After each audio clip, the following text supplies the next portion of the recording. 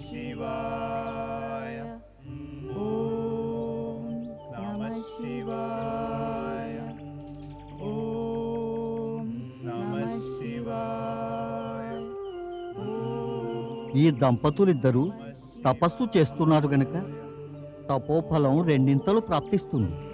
మరి నేనేమో బాలబ్రహ్మచారినాయే, భార్యయే లేదు. ఈ సువర్చలలాగా నాకు ఒక భార్య ఉండి ఉంటే నాతో తపస్సు చేసేది. అప్పుడు నా తపోబలం కూడా రెండింతలై ఉండేది కదా. ఆ పరమేశ్వరుడు కూడా త్వరలో దర్శనమిచ్చేవాడు.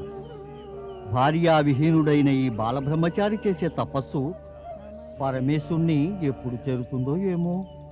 ఓం నమః శివాయ.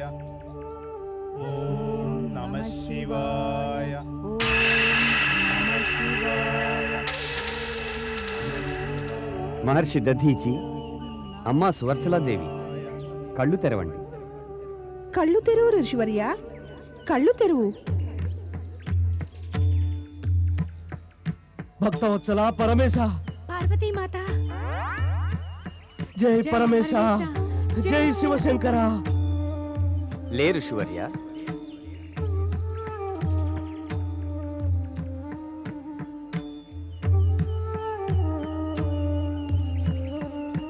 నీ మదిలోని కోరిక ఏమిటి శివర్య? ఓ త్రికాలదర్శి, సర్వేశ్వర, సర్వజ్ఞ, నా మనస్సు, నా మనోవాంఛితం తమకు తెలియనివి కావు. మీ దివ్య సాక్షాత్కారాన్ని పొందిన పిమ్మట ఇంకా నాకేం కోరికలు మిగిలుంటాయి దేవేశ్వర? నాకిక మిగిలిన కోరిక ఒక్కటే. నేను ఎన్ని జన్మలకైనా తమరిని ఆరాధిస్తుండాలి ప్రభు. ఋషివర్య, భార్యా సమేతుడవై మా వంటి పుత్రుని పొందాలనే ఇచ్ఛతో ఎంతో కాలంగా తపస్సు చేస్తున్నావు. మీ ఇరువురి కోరికను నెరవేర్చటానికై వరాన్నిస్తున్నాను. మీకు పిప్పలాదుడనే పేరుగల రుద్రావతార పుత్రుడు జన్మిస్తాడు. అతన్ని దర్శించినంత మాత్రాన్ని శనిగ్రహపు బాధలన్నీ కూడా అంతమవుతాయి. తమ దర్శనాన్ని వరాన్ని పొంది మేము ధన్యులమయ్యాం దేవాదిదేవా. మహర్షి దధీచి, నీవు ఎన్ని జన్మలకైనా మమ్మల్ని ఆరాధిస్తూ ఉండాలనే నిర్ణయం వెలిబుచ్చావు. నీ శరీరాన్ని తపస్సుతో దృఢతరం చేశావు. అందువల్ల మేము నీ అస్థికలన్నీ వజ్ర సమానమై దృఢంగా ఉండేట్టుగా వరాన్ని ఇస్తున్నాం. తమరిచ్చిన వరాలతో మా జీవితాలు సఫలమయ్యాయి ప్రభు. మేమెంతో ధన్యులం. పరమేశ, పార్వతీమాత, తమకు భక్తుడైన మరొకడు కూడా తమ దర్శనంకై తపస్సు చేస్తున్నాడు. దయచేసి అతన్ని కూడా ఆశీర్వదించండి, కృపను చూపండి. నారద, మేము దర్శనమివ్వ రాలేదు, వరమివ్వటానికి వచ్చాం. అందువల్ల నీకు కూడా కోరకుండానే కోరిక తీరే వరాన్ని ఇస్తున్నాం. నారద, ఇంతకు ముందే కదా నీవు నీ మనస్సులో కోరుకున్నావు, నీకు భార్య ఉంటే బాగుంటుందని. ఆమె నీతో పాటు తపస్సు చేస్తే నీ తపస్సు యొక్క శక్తి కూడా రెండింతలవుతుందని. అయితే అయితే అయితే ఏమైంది పరమేశ? అవలేదు, అవుతుంది. ఏమిటి? మేము నీకు వరాన్ని ఇస్తున్నాం. నీకు త్వరలోనే నిష్ఠాపరురాలైన ధర్మపత్ని లభిస్తుంది. నేను బాలబ్రహ్మచారిని ప్రభు. విచిత్రము వినాశకరము అయిన మీ వరం నాకొద్దు. అమ్మా, నవ్వుతున్నారా? పరమేశ, తమరిలాంటి వరాన్ని ఇవ్వకండి. చూస్తున్నారు కదా, నేనప్పుడే నవ్వుల పాలవుతున్నాను. ఒకమారు ఇచ్చినటువంటి వరాన్ని ఉపసంహరించుకోలేము నారద. ఇక నీవు గృహస్థాశ్రమంలోని ఆనందం అనుభవించాలి. నీకు శుభం కలగాలి. అన్నట్టు నారదా, ఈ మారేమో కైలాసానికి ఒంటరిగా రాకు. వస్తే నీ ధర్మపత్నిని వెంట పెట్టుకు మరీరా. నారాయణ నారాయణ అనే ఇద్దరి ఉచ్చారణతో కైలాసం మారుమ్రోగుతుంది. తమరు నా మాత, తమరు కూడానా?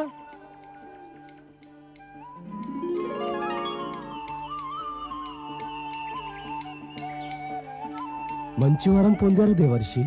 మీకు మా శుభాకాంక్షలు దేవర్షి.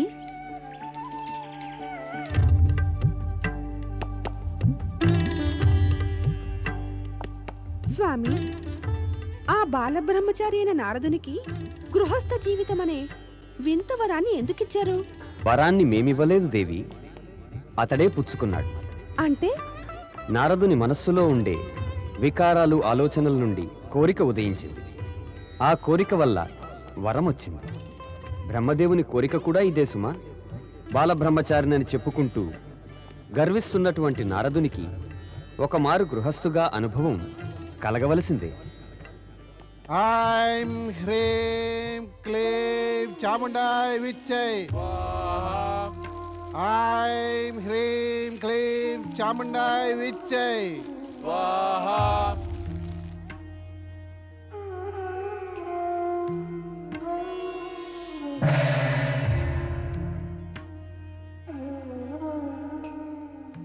త్వష్ట ఋషి యొక్క శక్తి యజ్ఞంతో కొత్త సంఘటనలు జరగనున్నాయి.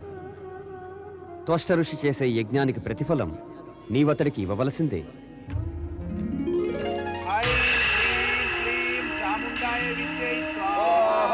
యా మాయా మధుకైఢభమర్దిని యా మహిషోన్మూలని యా ధూమ్రేక్షణ చండముండమర్దిని యా రక్తబీజనాశిని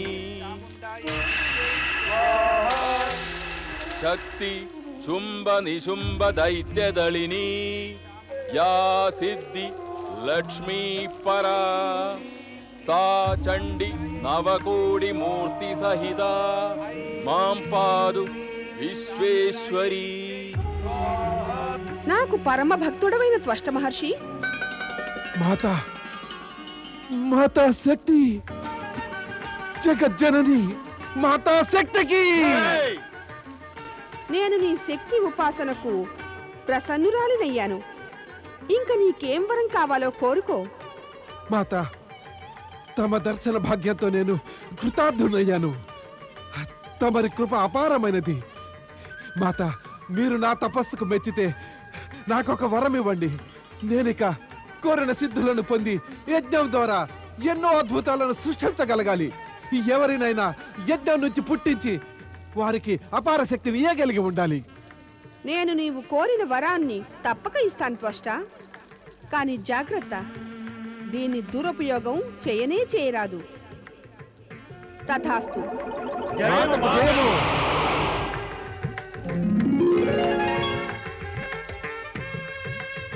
మేము ధన్యులం మాత. తమరు నాకు శక్తిని ప్రసాదించారు. నేనిక తమరిచ్చిన వరం శక్తితో ఎన్నో చేయగలుగుతాను. అటువంటివి నేటి దాకా ఏ శక్తి ఉపాసకుడు చేయలేదు. సర్వస్వరూపే సర్వేశే, సర్వశక్తి సమన్వితే. జయము మాతకు.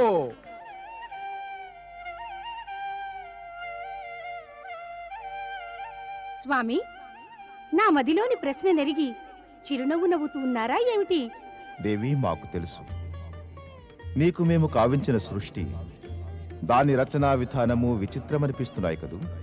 నీవు యోచిస్తున్నావా?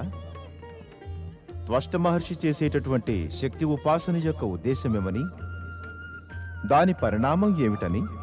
స్వామి, నా మనసులోని ప్రశ్న మీకు తెలిసిపోయింది కదా, దానికి సమాధానం చెప్పండి. ప్రస్తుతం నీ ప్రశ్నకు సమాధానం ఇవ్వడం మాకు సాధ్యం కాదు దేవి. సూచనప్రాయంగా మాత్రం చెప్పగలము. దీనికి అర్థం ఏమిటంటే తమరు జరగనున్న విషయాలను నా దగ్గర దాస్తున్నారనేగా? ప్రణామం పరమపిత. ప్రణామం మాత. శుభం కలుగుగాక. శుభమా?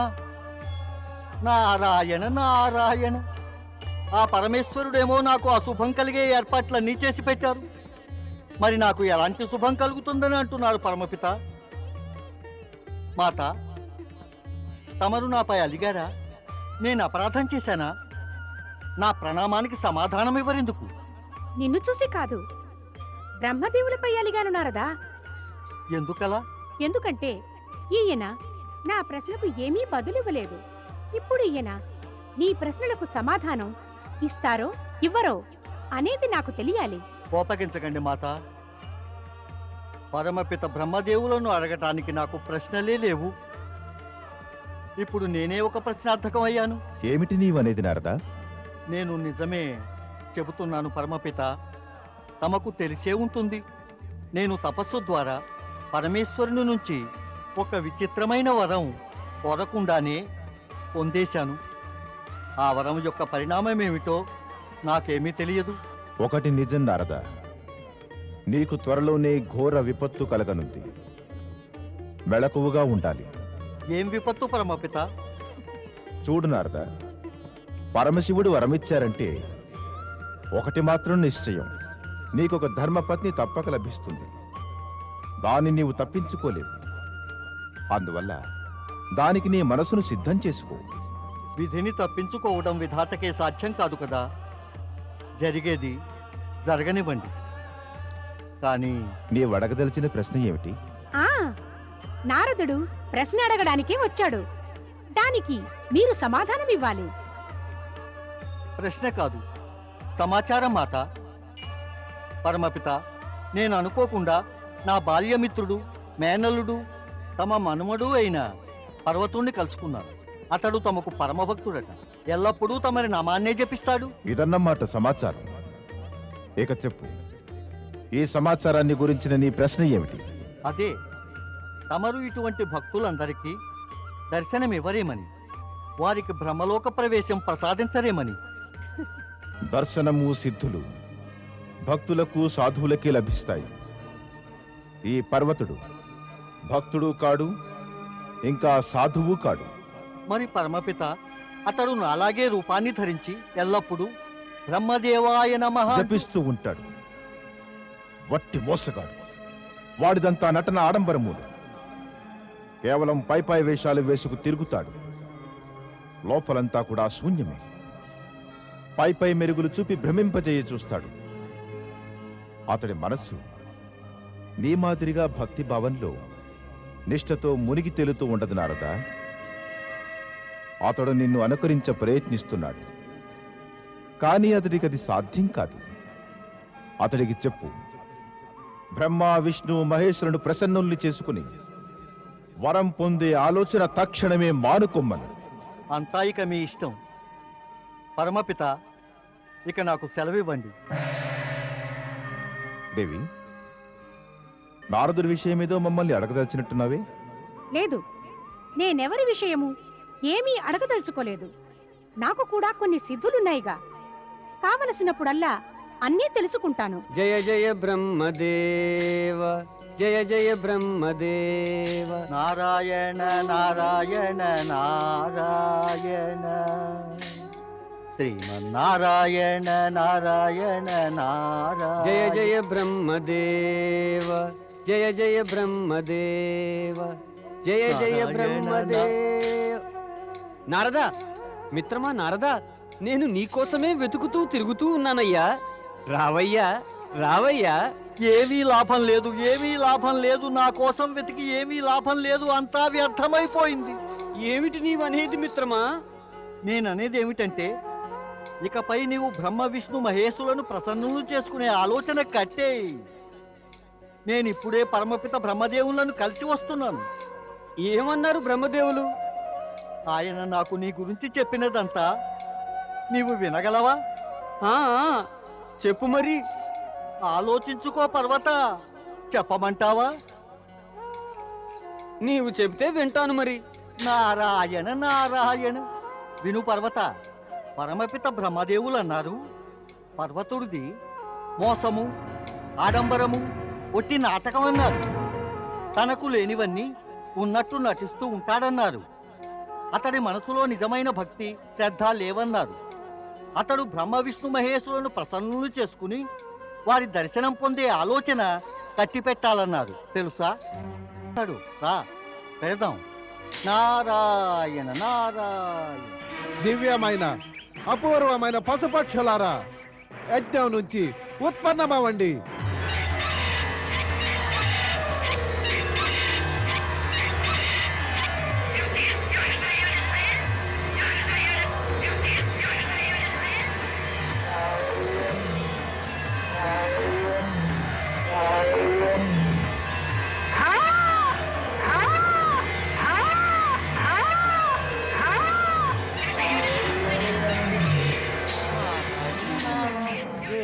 బ్రహ్మదేవ.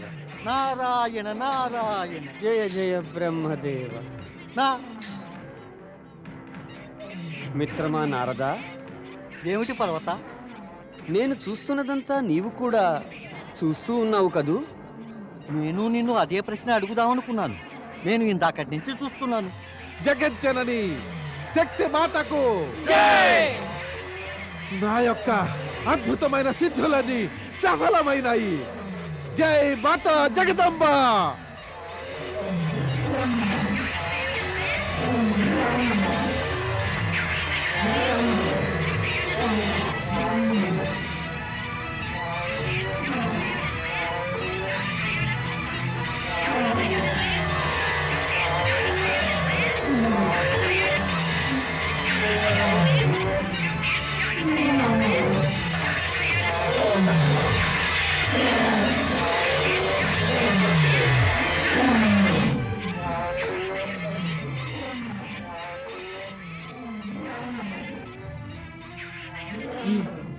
ఈ విచిత్రమైన భయంకరమైన పశుపక్షాదులు ఎక్కడి నుంచి వచ్చాయి దేవగురు?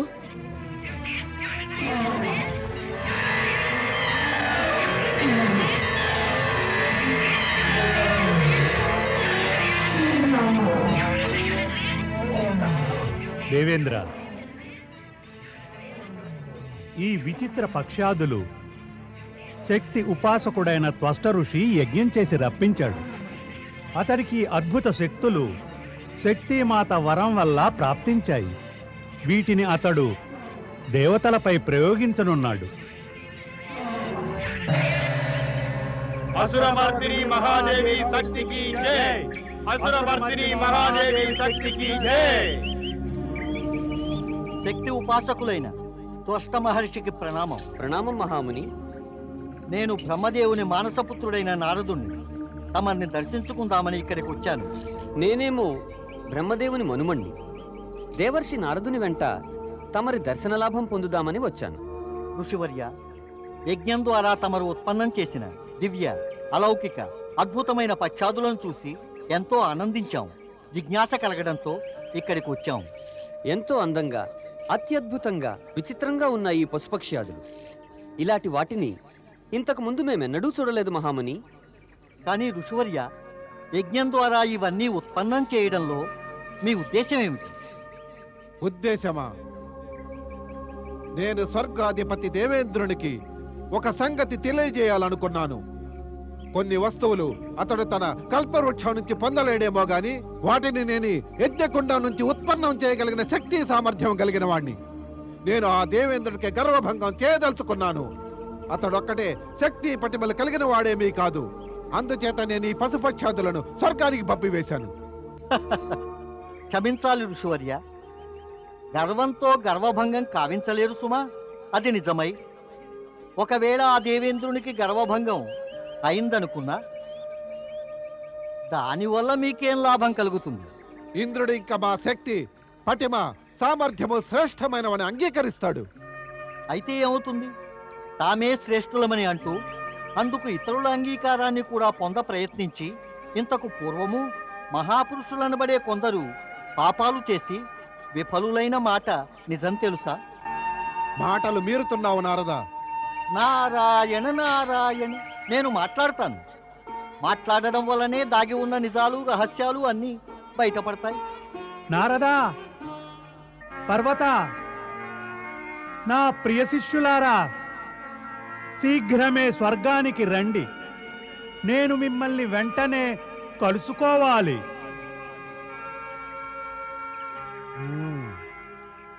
బహుశా ఇంద్రుడు, దేవతలు, ఆ గురు బృహస్పతి నా అద్భుతాల వల్ల ప్రభావితులయ్యారేమో. ఋషివర్య, మాకిక సెలవివ్వండి. జయ జయ నారాయణ బ్రహ్మదేవ. నారాయణ.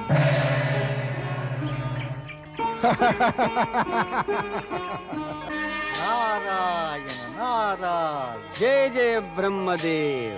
నారాయణ నారాయణ. జయ జయ బ్రహ్మదేవ. నారాయణ నారాయణ. జయ జయ బ్రహ్మదేవ. నారాయణ నారాయణ. జయ జయ బ్రహ్మదేవ. జయ జయ గురుదేవ. గురుదేవా. దేవర్షి నారద, తమరితో వచ్చిన వీరెవరు? ఇతడు పర్వతముని. అలాగా? ఈయనని ఇంతకు ముందెన్నడూ మీతో రావటం చూడనే లేదు. దేవేంద్ర, వీరిద్దరూ నాకెప్పటి నుంచో శిష్యులే. నారదుడు కనపడుతూనే ఉంటాడు. కానీ ఈ పర్వతుడు ఆశ్రమాన్ని వదిలిపెట్టిన పిమ్మట మమ్మల్ని కలుసుకొనలేదు. ఎక్కడ తిరుగుతూ ఉంటాడో ఏమో. క్షమించాలి గురుదేవా, నేను తిరుగుతూ ఉండను, అందుకనే కలుసుకోలేకపోయాను. మరి నువ్వెక్కడుంటావు? నేను బ్రహ్మదేవుని ఆరాధించి సిద్ధులను పొందటానికై హిమాలయాల్లో ఒకచోట గుప్తంగా నివసిస్తున్నాను. నాకింతవరకు ఆ బ్రహ్మదేవుని దర్శనము కూడా కలగలేదు, ఆ బ్రహ్మలోకాన్ని చేరుకునే శక్తి కూడా ప్రాప్తించలేదు. జయ జయ బ్రహ్మదేవ. అయితే నారదుణ్ణి ఎలా కలుసుకున్నావు? బాల్యమిత్రుడైన నారదుణ్ణి అనుకోకుండా కలుసుకోవడం జరిగింది. ఇతన్ని కలుసుకున్నాక నా మనస్సులో అపూర్వమైన ఉత్సాహం చెలరేగింది. ఇక నేను నా తపస్సు ద్వారా బ్రహ్మ, విష్ణు, మహేశులను ప్రసన్నుల్ని చేసుకు తీరుతాను. జయ జయ బ్రహ్మదేవ. ఓ గురుదేవా, మమ్మల్ని ఏ ఉద్దేశంతో పిలిపించారు? అది నేను చెప్తాను. దేవర్షి, మీరు త్వష్టాశ్రమానికి వెళ్ళి అతడి అద్భుత శక్తుల్ని చూశారట. మాకు తెలిసింది. ఆయన తన శక్తితోనూ యజ్ఞం ద్వారాను తాను కోరిన వస్తువులను సృష్టించగలనట. అవన్నీ మా కల్పవృక్షం ద్వారా కూడా పొందలేమట. అది నిజమే. మేము అతడి అద్భుత సృష్టిని ప్రత్యక్షంగా చూశాం.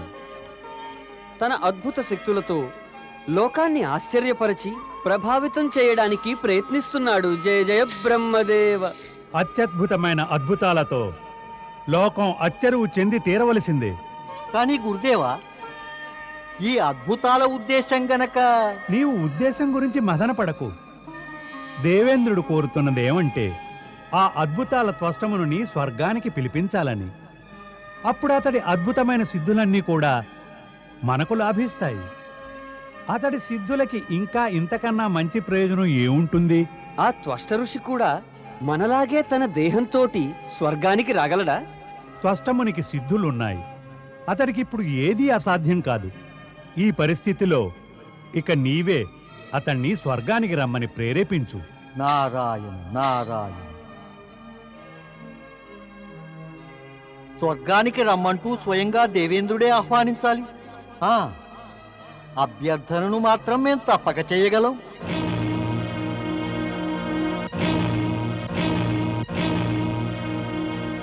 మరొకవేళ ఆయన మన ఆహ్వానాన్ని తిరస్కరించితే ఎలా?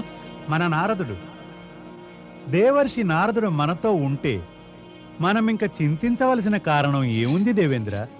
వీరు తన ప్రభావాన్ని, వాక్పటిమను, తన వ్యవహార దక్షతను ఉపయోగించి పని తప్పక సాధించగలరు. త్వష్టముని మీ ఆహ్వానాన్ని ఆమోదించక తప్పించుకోలేడు. ఐంకారీ సృష్టి రూపాయే, ఐంకారీ సృష్టి రూపాయే, హ్రీంకారీ ప్రతిపాలకే, శ్రీకారీ ప్రతిపాలికే, క్లీంకారీ కాలరూపణ్యే, క్లీంకారీ కాలరూపణ్యే, బీజరూపే నమోస్తుతే, బీజరూపే నమోస్తుతే.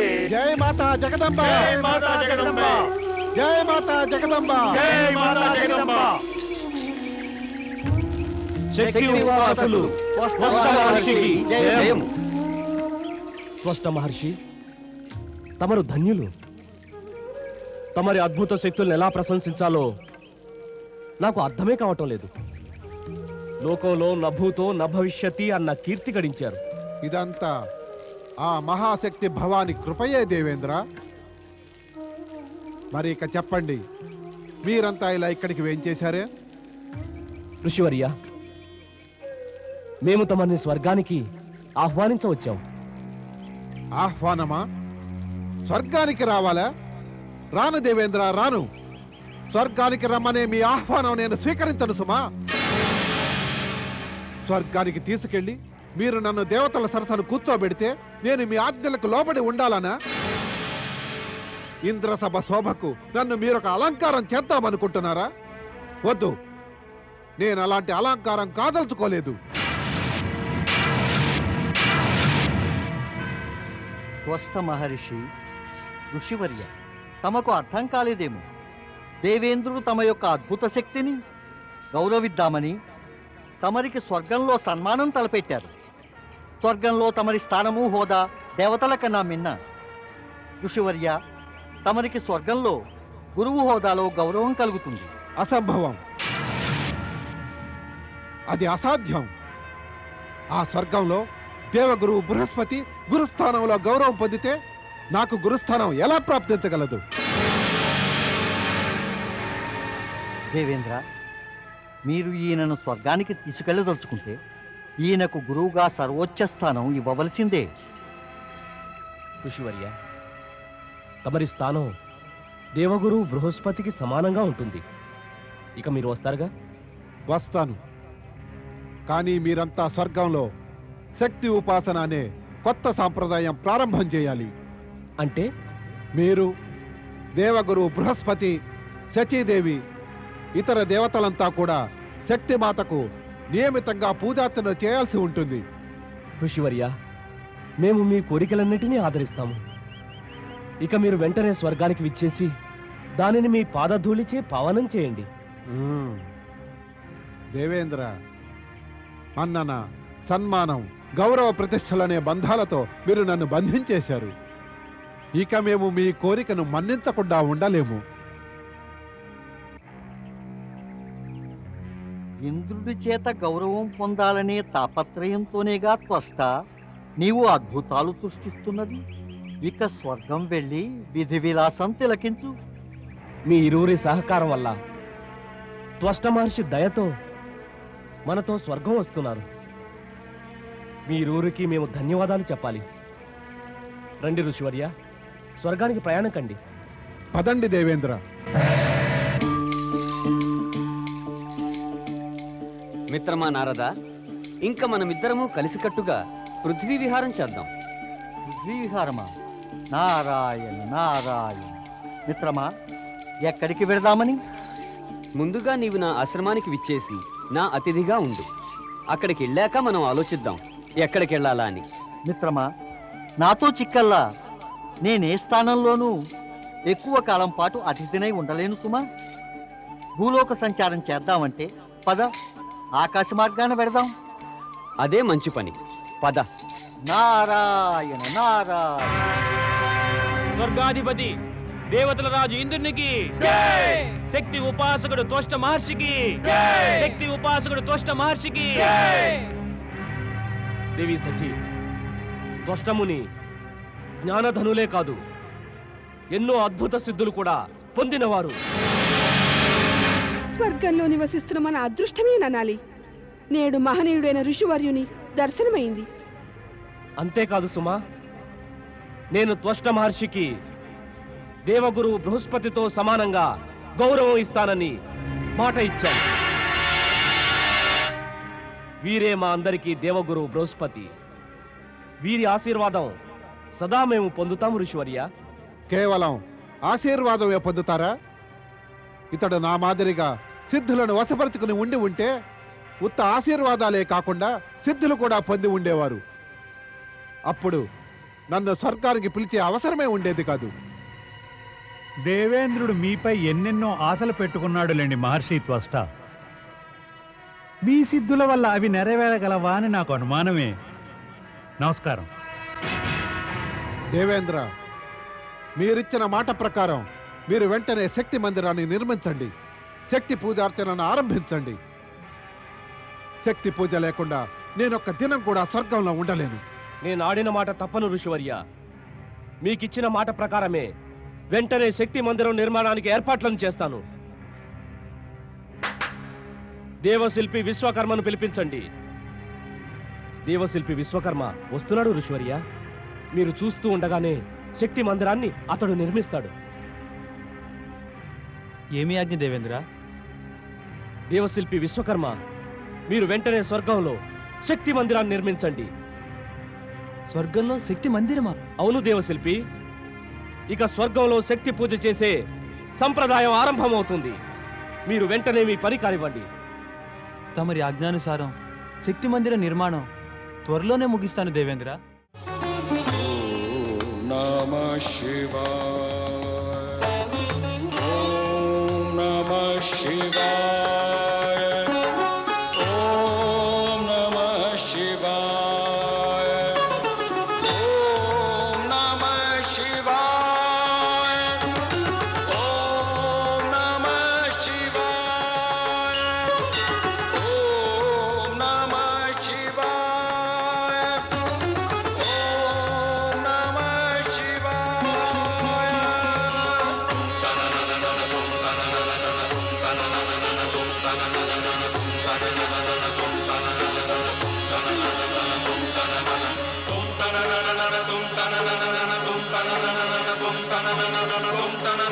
tum